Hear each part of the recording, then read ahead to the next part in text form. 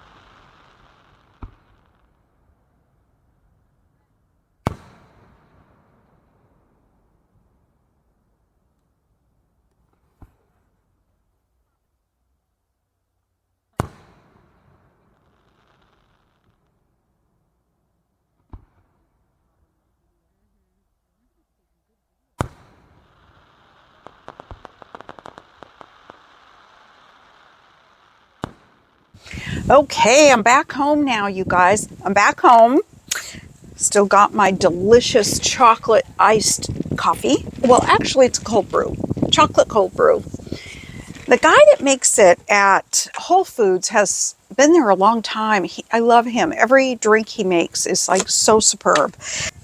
I'm going to put in some pictures here from the 4th of July. The parades are starting. I'm in one small town, and when I came home, I drove through another small town close to mine that is where I raised our kids. I can't tell you how many times, especially my oldest one, where I decorated his bike and he rode his bike in the parade. So I'll dig up some of those pictures and I'll insert them because those were such joyful days. For any of you who have kids, you just cherish those days so much. And I miss them.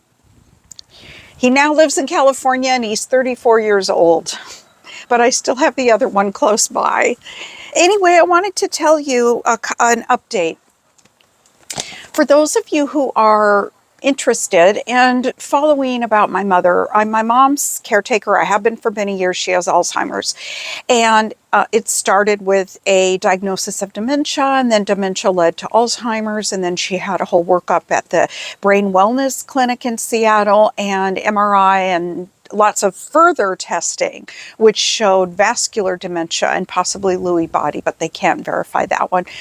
Anyway, my mom still lives alone and has been in her apartment for so many years, 15, 17, 18, don't know.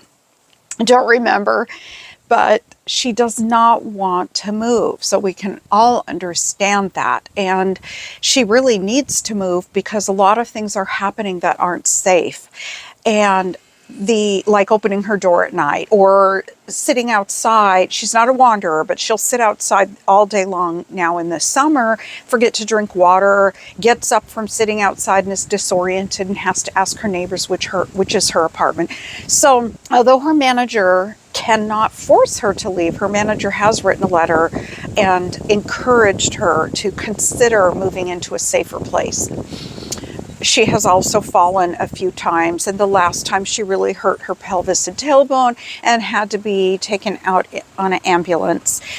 All of this my mom does not remember. She has zero recollection of any of these things. Everybody could line up and tell her, and the letter could come, and the doctor can just talk and talk about her safety, and she still says no. And in my state, before any of you go just force her, in my state, as I've said in many of my previous videos about Alzheimer's or dementia, or even people who are have any other health problem.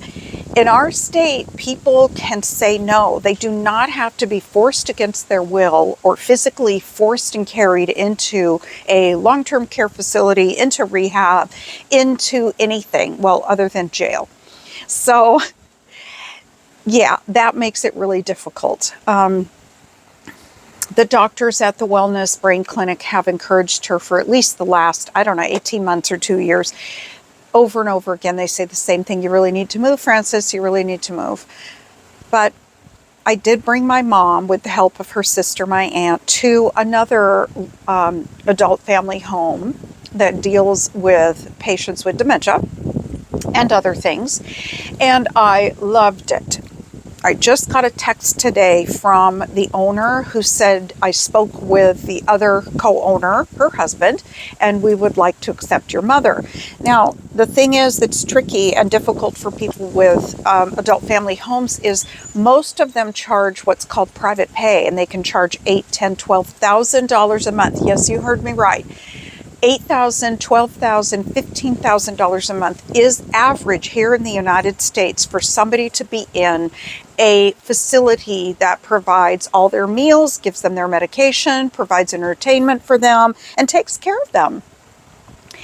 If you cannot pay privately with this $8,000, $10,000, $12,000 a month, then what has to happen is the person applies for Medicaid.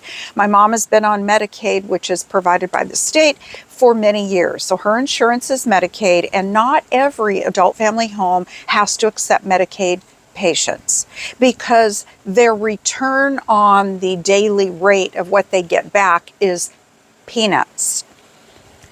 So if somebody meets us and says, yes, I will accept your mother on Medicaid, then they probably can only accept maybe one more or none more. The rest of the people are private pay. Anyway, we're lucky because they have accepted her. Over the years, I have brought her to many adult family homes and other type of facilities just to show her what they're all about, to try to get her used to the idea of seeing other people. Is she remembering any of it? No, she's not. Somewhere in there, I always hope that the stacking of the exposure and repetitive nature of this topic might somehow get in. Anyway, that's my theory. So, like I said, it's a great facility. They accept 5 individuals. It's only been open 3 months. It's owned by 2 registered nurses. So the 2 RNs are a young, lovely couple with 2 children. They live elsewhere. The adult family home is their business.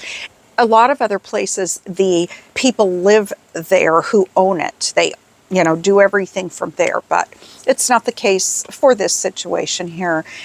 The home is wonderful. It's nothing big and fancy. It's fairly small. It has a really nice deck because my mom loves to sit outside anyway. All meals are made. She was so wonderful to my mom. Asked her, Frances, do you have a recipe box? And my mom said yes. And she said, can you bring it if you live here, and I will make all of your favorite recipes. Or if I was to make dinner for you tonight, what would you want? My mom said a casserole. Okay, what kind?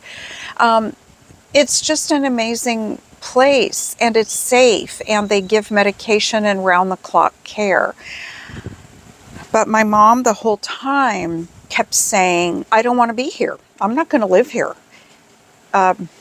Frances, do you want to move in here? It's going to be available to you in 2 weeks. Would you like to move here? Absolutely not. I have my own place.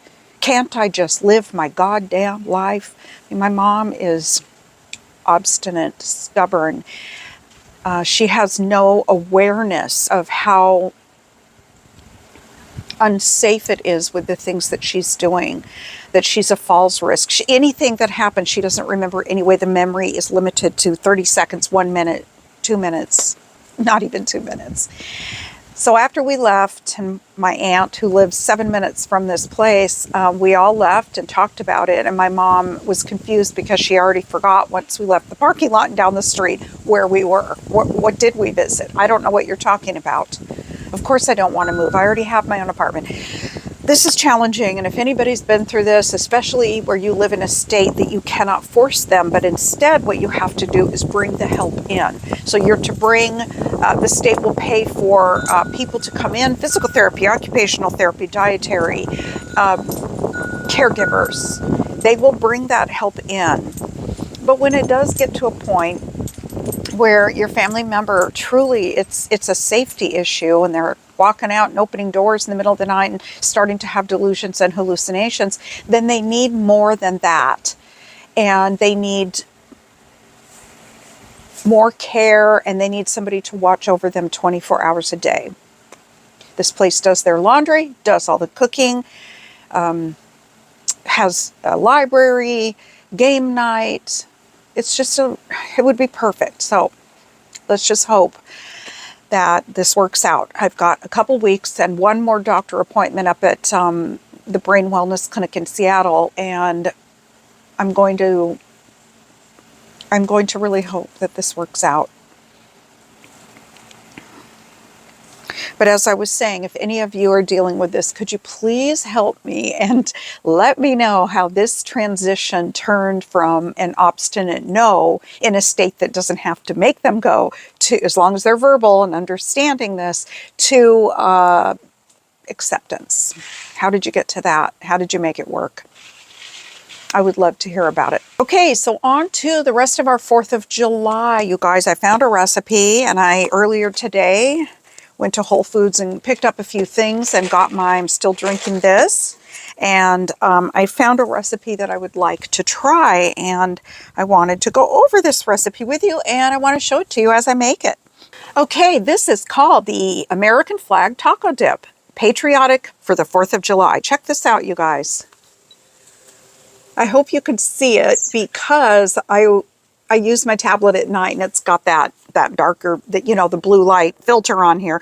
But anyway, this is a taco dip. It looks so cute. It's going to be a lot of fun to make. I thought we could do this one together. My son Nathan and his friend who's here, Jason, he and Jason have been friends since, I don't know, elementary school or something. These kids are now in their mid-20s. But anyway, they're both here.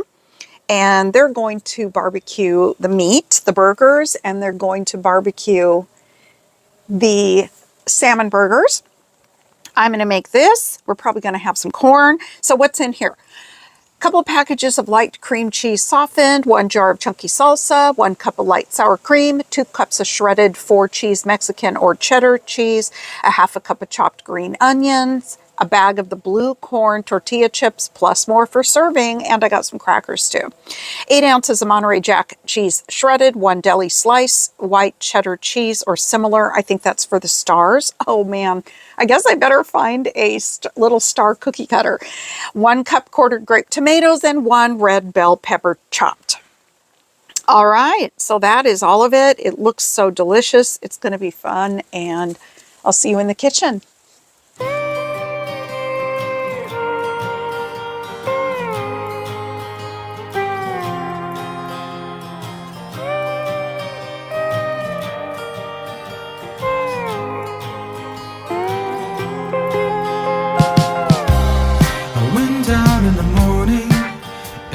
Senses all went wild. I got my cup of coffee and I sat there for a while. I won't watch the news today, it always brings me down. And you know I miss you and your perfect little smile.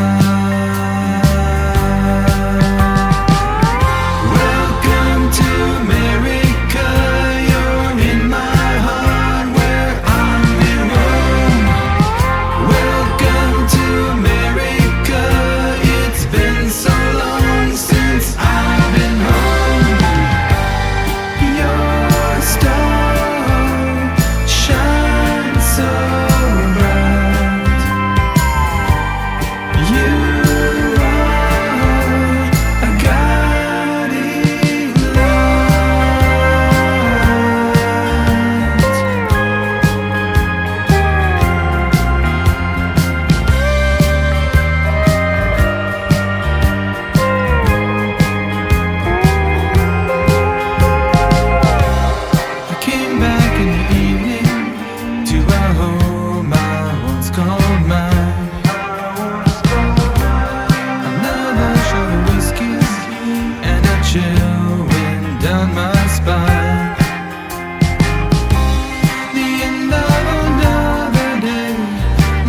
life is now so